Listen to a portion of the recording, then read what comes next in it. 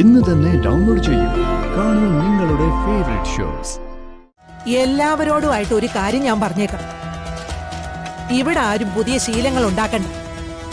ആരെയും പ്രത്യേകിച്ച് വാഴിക്കാനും ശ്രമിക്കണ്ട. അത് ഞാൻ സമ്മതിച്ചു തരില്ല. അമ്മ എന്തോ മനസ്സിൽ വെച്ചാണല്ലോ സംസാരിക്കുന്നത്. എന്താ അമ്മേ? വരുണും നീയും തമ്മിൽ ചെറിയ അകൽച്ചയിലാണല്ലോ. ഞാൻ രാധികയോട് അതിനെക്കുറിച്ച് സംസാരിക്കുകയായിരുന്നു. നിന്റെ എല്ലാ കാര്യങ്ങളും നോക്കി ഇവിടെ നിൽക്കുന്ന ഈ ചേച്ചി അതിനൊരു പരിഹാരം ഉണ്ടാക്കണ്ടേ?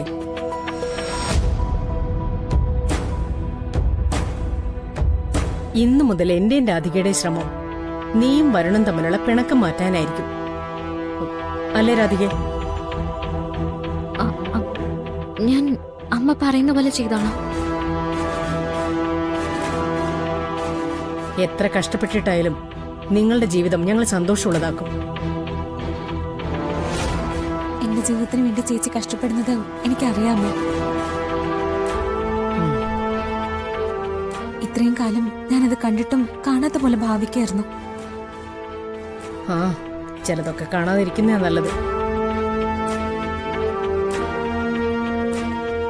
മോളിനി വരുണിനോട് സ്നേഹത്തോടെ പെരുമാറണം. അവന്റെ ആവശ്യങ്ങൾ മനസ്സിലാക്കി അവന്റെ കൂടെ നിൽക്കണം. പിന്നെ അവന്റെ ഭാഗത്തു നിന്ന് എന്തെങ്കിലും പൊട്ടിത്തെറികൾ ഉണ്ടാവോ, അവൻ നിന്നെ ചീത്ത വിളിക്കുകയോ ഒക്കെ ചെയ്യട്ടെ. പതുക്കെ പതുക്കെ അതൊക്കെ മാറിക്കോളും. ഞാൻ എന്ത് വേണമെങ്കിലും സഹിച്ചോളാം അമ്മേ. എനിക്കിപ്പോ അതിനൊക്കെയുള്ള മനസ്സുണ്ട്. അമ്മയും അച്ഛനൊക്കെ സ്നേഹിക്കുന്ന രീതിയിൽ വരുണിന്റെ പ്രിയപ്പെട്ട ഭാര്യയായിട്ട് ഞാൻ വേറെ ഒരു ദുരാഗ്രഹവും ഇല്ലാതെ കണിമംഗലത്ത് നിൽക്കണമെന്നാ എന്റെ ആഗ്രഹം. രാധികമോള് കൃത്യമായിട്ട് കേട്ടല്ലോ. അച്ഛനും അമ്മയ്ക്കും അനുജത്തിക്കും വേണ്ടി ജീവൻ കൊടുക്കാൻ വരെ തയ്യാറുള്ള ആളല്ലേ. അനുജത്തി പറയുന്ന ഈ ആഗ്രഹവും സാധിച്ചു കൊടുക്കുക.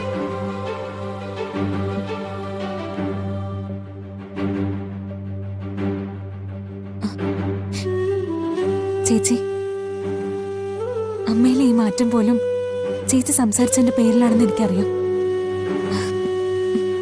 Thank you.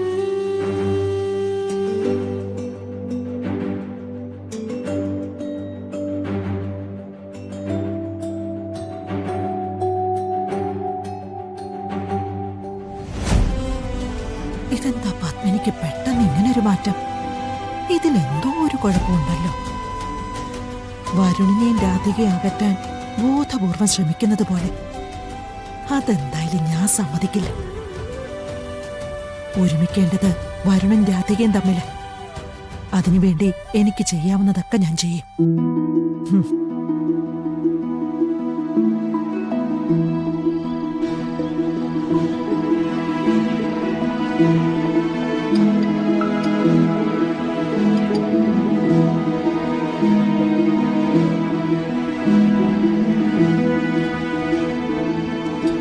മോളെ പ്രിയങ്കെ, മോളത് അവിടെ ചെന്നിരിക്കേ.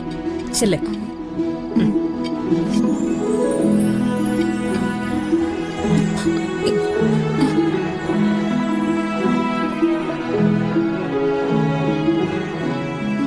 അമ്മ എന്ത് പണിയായി കാണിക്കുന്നേ? അമ്മ എന്തിനാ അവിടെ കയറിയിരുന്നത്? ഞാനെപ്പോഴും ഇവന്റെ അടുത്തിരുന്നല്ലേ ഭക്ഷണം കഴിക്കുന്നേ. ഇന്ന് മാത്രം പ്രത്യേകിച്ച് എന്താ ഒരു ചോദ്യം?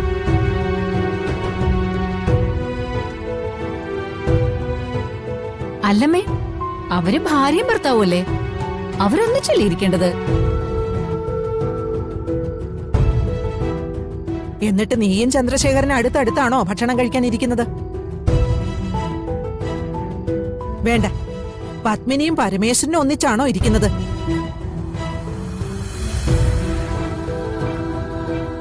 എന്തായി തർക്കം? കുടുംബാംഗങ്ങൾ ഒന്നിച്ചിരുന്ന് ഭക്ഷണം കഴിക്കുന്നു. അതിൽ ആരെവിടെ ഇരുന്നാലെന്താ? മോളെ പ്രിയങ്കെ, വരുണിന് ഭക്ഷണം വിളമ്പിക്കൊടുക്ക. അവന് ഞാൻ വിളമ്പിക്കോളാം. അമ്മേ, അതൊക്കെ അവരുടെ സ്വകാര്യതയല്ലേ?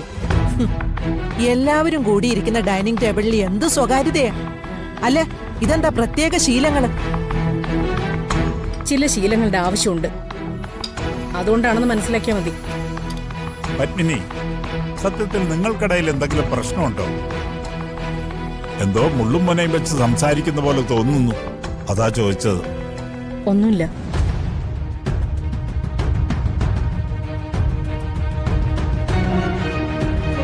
മോളെ രാധികെ, നീ എന്താ അവിടെ മാറി നിൽക്കുന്നേ? ഒന്നുമില്ല മുത്തശ്ശി. ഇങ്ങ് വാ.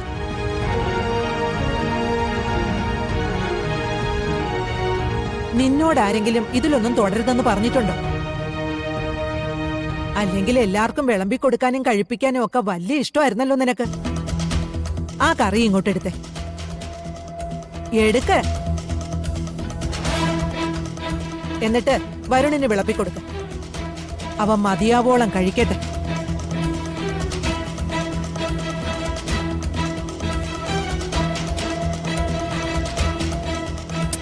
വിളമ്പി കൊടുക്കാനല്ലേ പറഞ്ഞത്? ആ,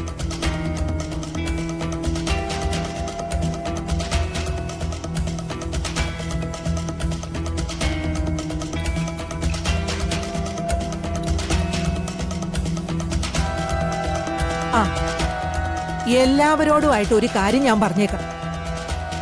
ഇവിടെ ആരും പുതിയ ശീലങ്ങൾ ഉണ്ടാക്കണ്ട. ആരെയും പ്രത്യേകിച്ച് വാഴിക്കാനും ശ്രമിക്കണ്ട. അത് ഞാൻ സമ്മതിച്ചു തരില്ല. അമ്മ എന്തോ മനസ്സിൽ വെച്ചാണല്ലോ സംസാരിക്കുന്നത്.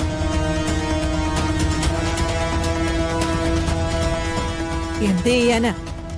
ഇപ്പോഴത്തെ ഈ കുടുംബത്തിന്റെ അവസ്ഥ ഇതായിപ്പോയി. എല്ലാം മാറും. മാറാതെ എവിടെ പോവാനാ?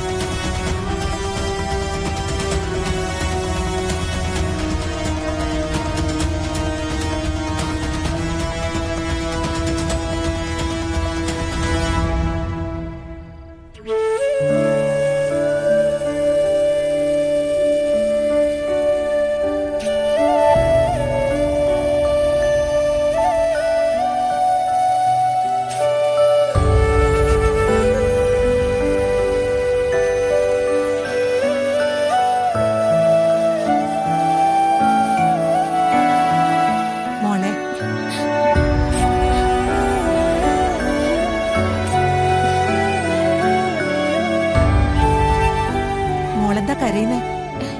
എന്തെങ്കിലും പ്രശ്നമുണ്ടോ നിനക്ക്? ഒന്നുമില്ല മുത്തശ്ശി. കള്ളം പറയാൻ അറിഞ്ഞൂടെ എന്റെ കുട്ടിക്ക്? എപ്പോഴും സത്യം പറഞ്ഞ് ശീലിച്ചതുകൊണ്ട് കള്ളം പറയുമ്പോ നിന്റെ മുഖത്ത് അത് വ്യക്തമാവുന്നുണ്ട്. എന്നോടൊന്നും ചോദിക്കണ്ട മുത്തശ്ശി. എനിക്കൊന്നും പറയാൻ പറ്റില്ല. ചുറ്റും നടക്കുന്നതൊക്കെ മുത്തശ്ശിക്ക് മനസ്സിലാവും. അത് അതിന്റെ വഴിക്ക് അങ്ങ് നടന്നോട്ടെ. മോള് മോളുടെ മനസ്സിനെ നേരെ നിർത്തിയാ മതി. എന്ന് ഞാനിങ്ങനെ ചെയ്യാത്ത തെറ്റിന്റെ പേരില് കുറെ പേരെന്നെ ചീത്ത പറഞ്ഞുകൊണ്ടിരിക്കും. കുറെ പേരെനിക്ക് ശിക്ഷ വിധിക്കും. അങ്ങനെയൊക്കെ കേട്ടാലും നിന്റെ മനസ്സിലുള്ളത് നിനക്ക് തേച്ചുമാച്ച് കളയാൻ പറ്റില്ലല്ലോ. ഈ ഇഷ്ടം എന്ന് പറയുന്നത് ആരും നിർബന്ധിച്ചുണ്ടാവുന്നതല്ല. അത് മനസ്സിൽ തനിയെ തോന്നുന്നതാ.